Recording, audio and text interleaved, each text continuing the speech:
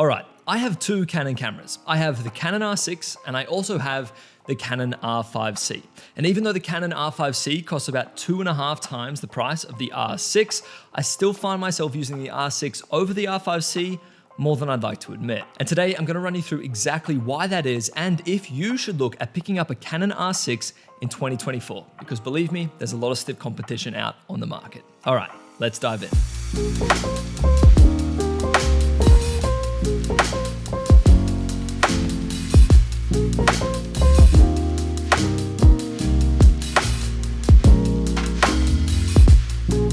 All right, let's start this video off talking about the photo capabilities of the R6. This one's gonna be short and sweet. We are rocking a 20 megapixel full frame CMOS sensor inside of here.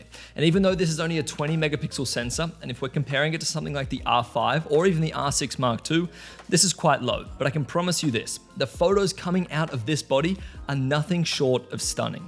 And even though you can't crop in like a lot, like too far, right? 20 megapixels is still more than enough. Something I always reference, and it's a really interesting fact, is that 1080p video, probably what you're watching this video in right now, even though we're filming in 4K, is 2 megapixels. Now, I'm not saying 1080p video looks good, and I'm definitely not saying to shoot with a 2 megapixel camera, but if you have a 20 megapixel camera, believe me, it's gonna get you by. So even though I do wish this had a higher megapixel count, it's still putting out great photos. And when we're talking about great photos, obviously we're shooting in RAW on here. If you're not shooting in RAW, not sure what you're doing. But either way, we have great dynamic range, incredible Canon colors, and great RAW file flexibility. So every photo that's coming out of this camera, in my opinion, when it's exposed correctly, is great. And a little bit of a hidden benefit, if you will, to a low megapixel count sensor is the low light performance. You won't notice this as much in photos because inside of Lightroom, it's now so easy to denoise your photos. But if you are shooting in a dark environment, being able to crank the ISO up just a little bit further than usual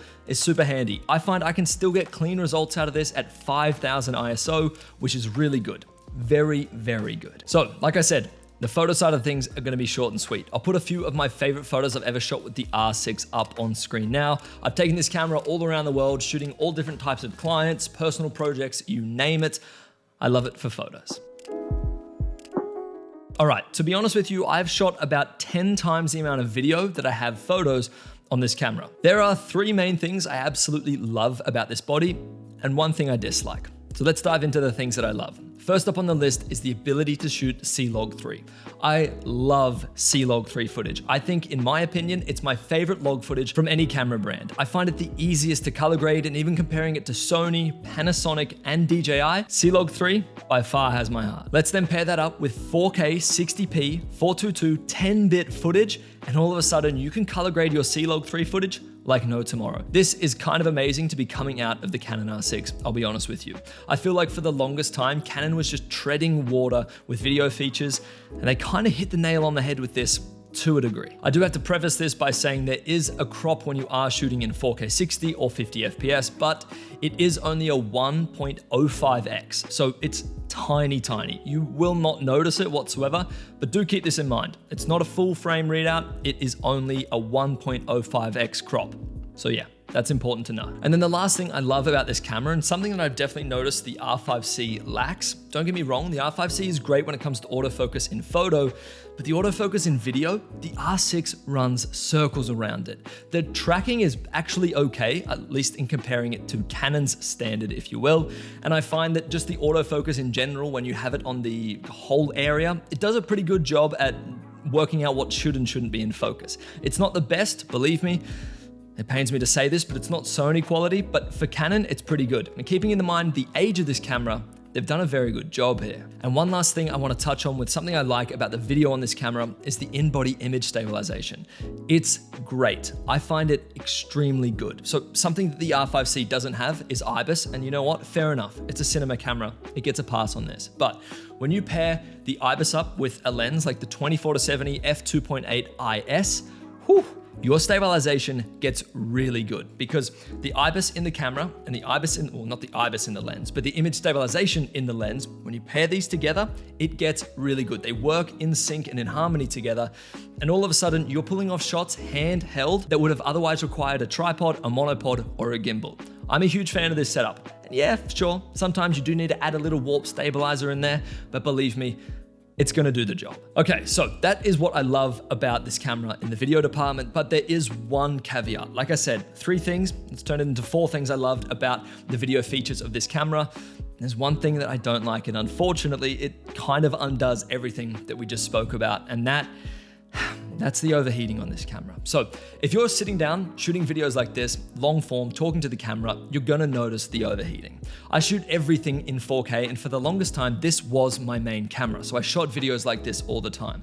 So first up, we have a 30-minute record timer. This doesn't have anything to do with overheating, but you just can't record more than 30 minutes in one go on this camera. You've got to stop and start again. So if you're not paying attention, this one hurts. But see, the thing is, that's probably not even the main issue here, because if you can get this camera to 30 minutes record time in 4K, you're doing really well. You must be in a really cold environment. So the issue here isn't shooting in 4K 60, because you wouldn't want to shoot these videos in 4K 60 sitting down talking to the camera. But when you're shooting in 4K 30 or 4K 24, you get about 10 to 15 minutes in, and you'll just see the available record time start to drop and drop and drop and drop. It'll get all the way down to 5 minutes, and then it'll just start flashing. And then you've got 2 options here. You can either stop recording, let the camera cool down, or just keep rolling until it cuts off, and that's it. And you cannot press record anymore. It's overheated. I've only ever had one experience when I was out in the field and it overheated, and that was when we were shooting a little bit of a documentary, which was really, really cool. But unfortunately, this guy let me down.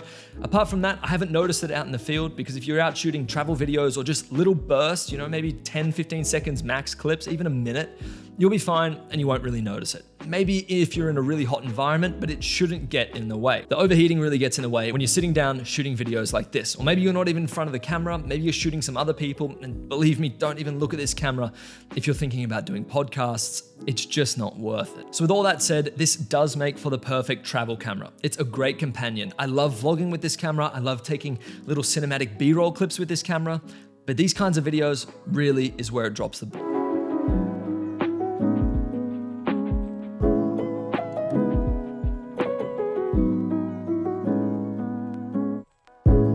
All right, so the last thing I want to touch on is the battery life. Like I said in the beginning of this video, I've got 2 cameras. We've got the R5C and we've got the R6. And I wanted to run you through why I use the R6 more than I'd like to admit. Not more than the R5C, but why I use it more than I'd like to admit versus, well, the R5C. So the battery life on this camera is pretty strong. Of course, it does degrade fairly quickly once you start overheating the camera, because everything is getting warm inside, and when the battery heats up, that's not a great deal for the battery.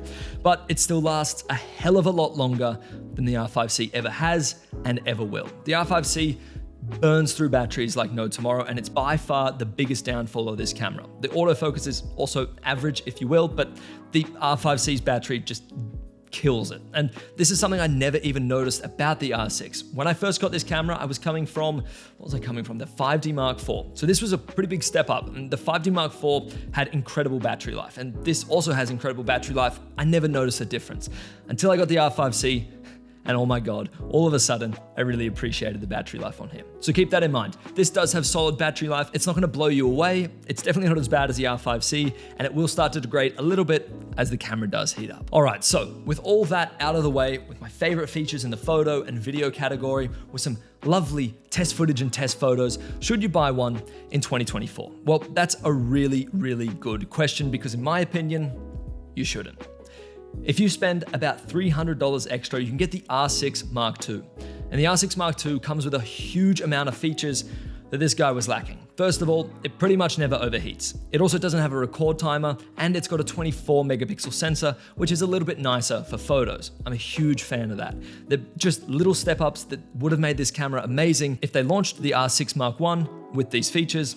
But here we are. So if you're shooting video, I definitely recommend getting the R6 Mark II or something from another brand, something like the ZVE1, something maybe like the A7S III. That's kind of going to be where you're at. And if you're shooting photos, 24 megapixels is great on the R6 II, but if you're primarily shooting photos, the R6 might not be the one for you. This is definitely a hybrid camera. If you're a really serious professional avid photographer, I don't think this camera is for you, and you should probably look at getting the R5 if you want something from Canon, or the A7R4. No, the A7 IV and the A7 R5, I don't know, maybe that's getting a little bit out of hand with pricing. Sony just seems to release cameras every other week. Super hard to keep up with. But either way, guys, that is my review of the R6 in 2024. One last thing before I go though, if you do have this camera and you are a travel photographer, you need a hybrid body and you're wondering whether you should upgrade to the Canon R6 Mark II, if you don't sit down and film videos for a super long time, you won't really experience the overheating issue. And if you don't mind working with 20 megapixel photos, then don't upgrade your body. I think this is more than enough to get you through at least the next 12 to 24 months, and then let's see what Canon releases after that. So anyway, guys, that is gonna wrap up today's video. I hope you enjoyed. If you're new around here, a subscribe would mean the absolute world, and I'll catch you in the next one. Peace.